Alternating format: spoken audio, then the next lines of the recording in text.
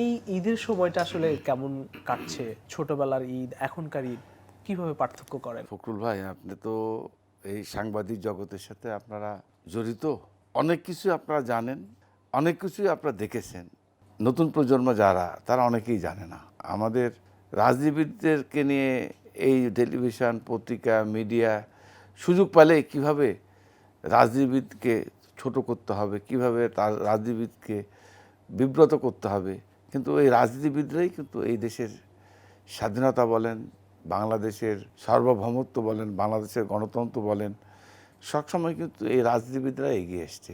কত বছর বয়সে এমপি হলেন আপনি? আমি ৩০ বছর বয়সে এমপি হয়েছি। আমি স্কুলে যখন পড়ি ক্লাস 10-এ, তখন এই ছাত্র দলের মাধ্যমে আমার শুরু। তখন ছাত্র দলের নতুন কমিটি হয়, জেলা কমিটি, তখন তার ১ নম্বর সদস্য ছিলাম। এই যে শুরুটা এখনও চলছেই।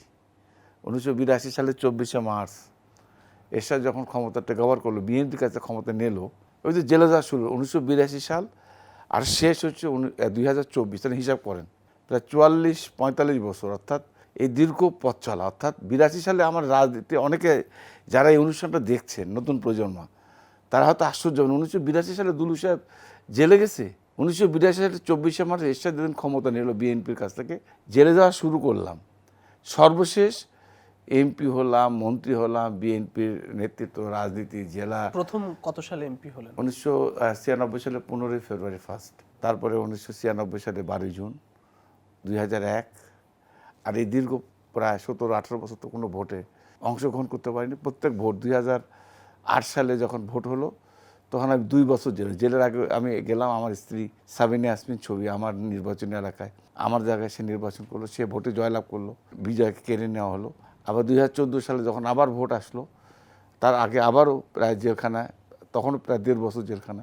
মানে জীবনে অ্যাপ্রক্সিমেট কতদিন জেল খেটেছেন? অলমোস্ট আই থিঙ্ক যে এরশাদের সময় ৪ বার, আর এই আওয়ামী লীগের শাসন আমলে 111 থেকে শুরু করে ৬-৭ বারের মতো, এভারেজ প্রায় ৮ বছর হবে জেলখানা আমার জীবনে টাইম। আমার এই বাচ্চাগুলো, এরা অনেক মিস করেছে। এরা তো আসলে, ও যখন ছোট শিশু, যখন ওকে আমি কোলে নেব, যে টাইমে ওকে আদর করব, বাবার আদরটা নেবে, ওরা তো। আমি একটু ওর কাছ থেকে অভিজ্ঞতার কথাটি শুনতে চাই।